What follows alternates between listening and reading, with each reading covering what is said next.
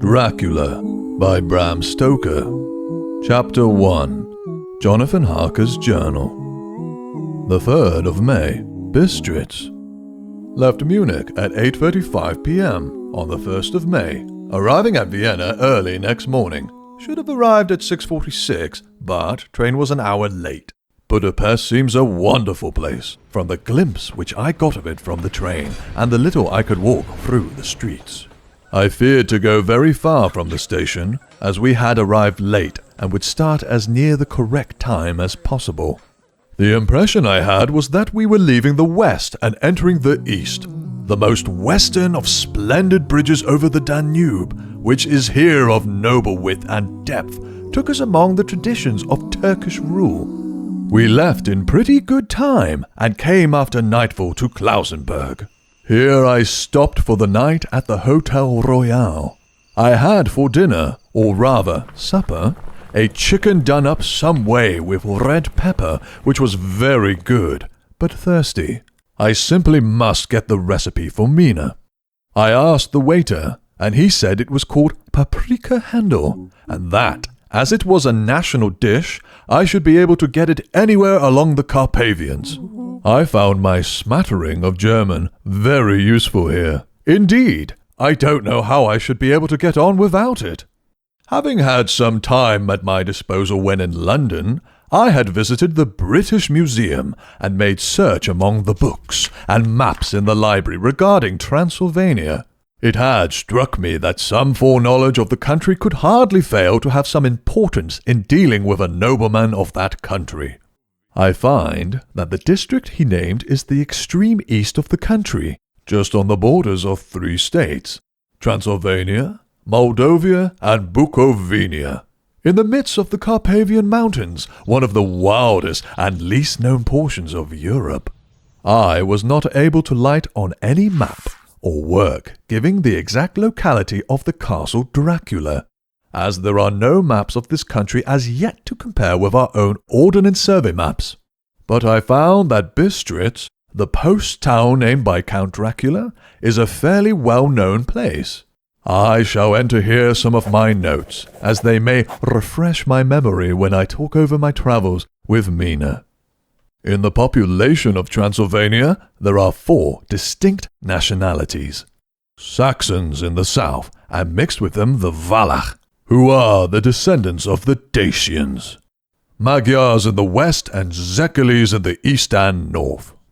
I am going among the latter, who claim to be descended from Attila and the Huns. This may be so, for when the Magyars conquered the country in the 11th century, they found the Huns settled in it.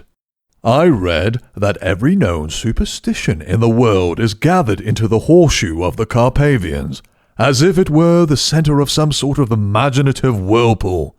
If so, my stay may be very interesting. I did not sleep well, though my bed was comfortable enough, for I had all sorts of queer dreams.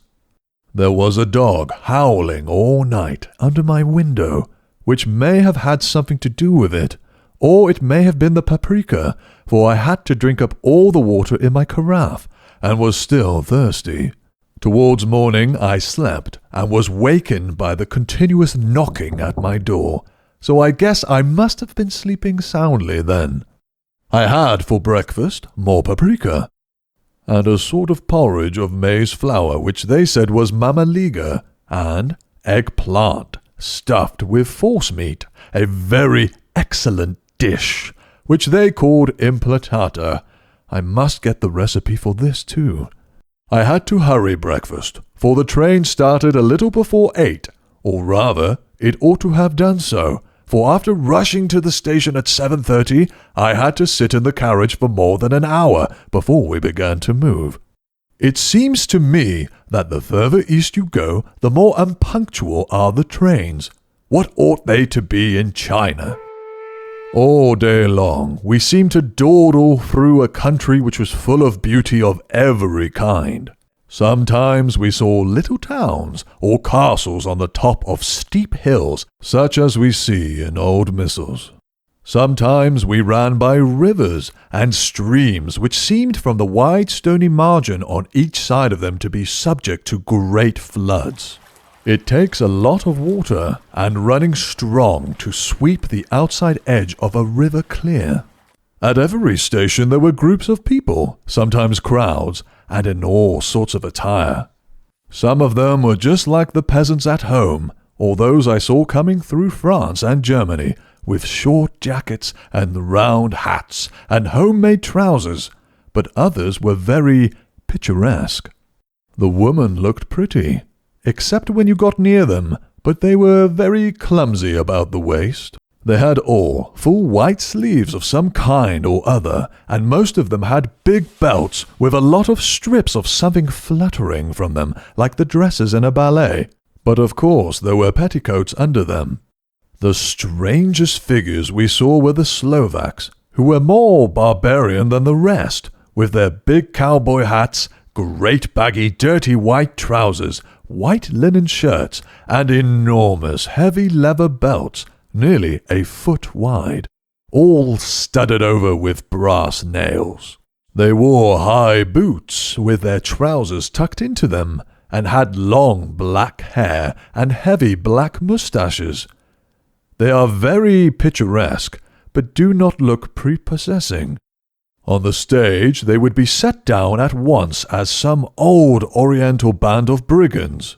They are, however, I am told, very harmless and rather wanting in natural self-assertion. It was on the dark side of twilight when we got to Bistritz, which is a very interesting old place, being practically on the frontier, for the Borgo Pass leads from it into Bukovina. It has had a very stormy existence, and it certainly shows marks of it. 50 years ago, a series of great fires took place, which made terrible havoc on 5 separate occasions. At the very beginning of the 17th century, it underwent a siege of 3 weeks and lost 13,000 people. The casualties of war proper being assisted by famine and disease.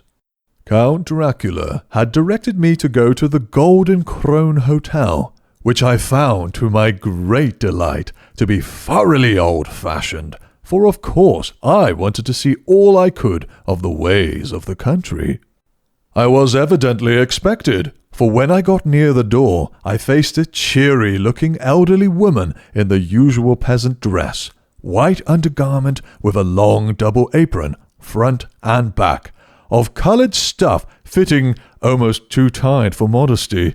When I came close she bowed and said, "The Herr Englishman?" "Yes," I said, "Jonathan Harker." She smiled, and gave some message to an elderly man in white shirt-sleeves who had followed her to the door. He went, but immediately returned with a letter. "My friend, welcome to the Carpathians. I am anxiously expecting you. Sleep well tonight. At 3 tomorrow the diligence will start for Bukovina. A place on it is kept for you. At the Borgo Pass my carriage will await you and will bring you to me. I trust that your journey from London has been a happy one and that you will enjoy your stay in my beautiful land. Your friend, Dracula."